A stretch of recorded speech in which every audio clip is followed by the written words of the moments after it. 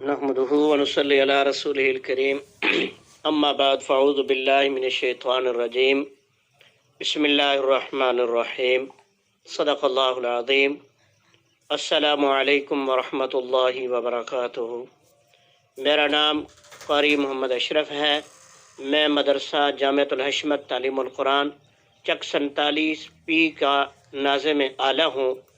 تو میں اس اپنے فرض کو انجام دیتے ہوئے ایک اپنا پیغام اپنے مدرسے کے طلباء کے والدین کی طرف بھیج رہا ہوں۔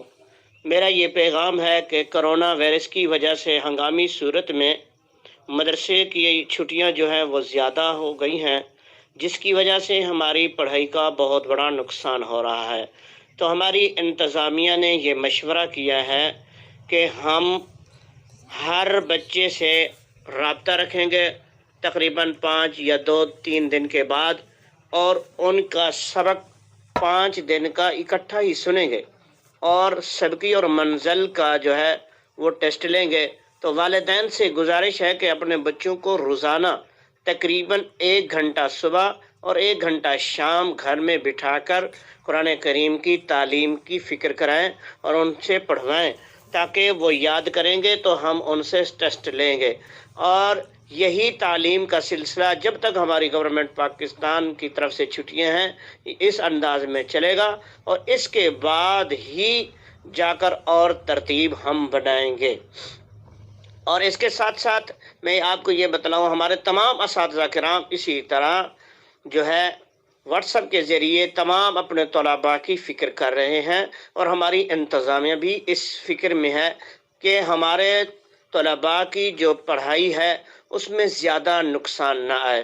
اور دوسری بات یہ ہے کہ اپنے بچوں کو گھر میں رکھیں اور ان کی صفائی کا خاص خیال رکھیں، اور ان سے نمازیں پڑھواتے رہیں، اور خاص طور پہ ذکر اذکار کے اندر رہیں، درود پاک پڑھتے رہیں، سورہ رحمان اور سورہ یاسین اور سورہ واقعہ کی تلاوت کرتے رہیں گھروں میں، اور استغفار کی کثرت کریں تاکہ اللہ تعالی ہم سب کو اس عذاب سے محفوظ رکھے۔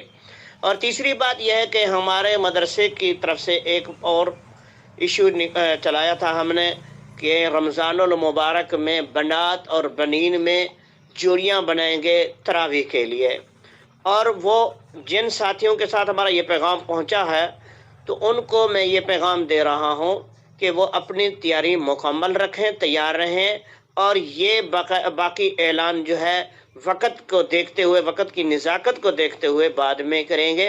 اب یہ میں پیغام دے رہا ہوں کہ اپنی تیاری کو ختم نہ کریں، وہ تیاری ضرور جاری رکھیں، اپنی منزلیں یاد کرتے رہیں۔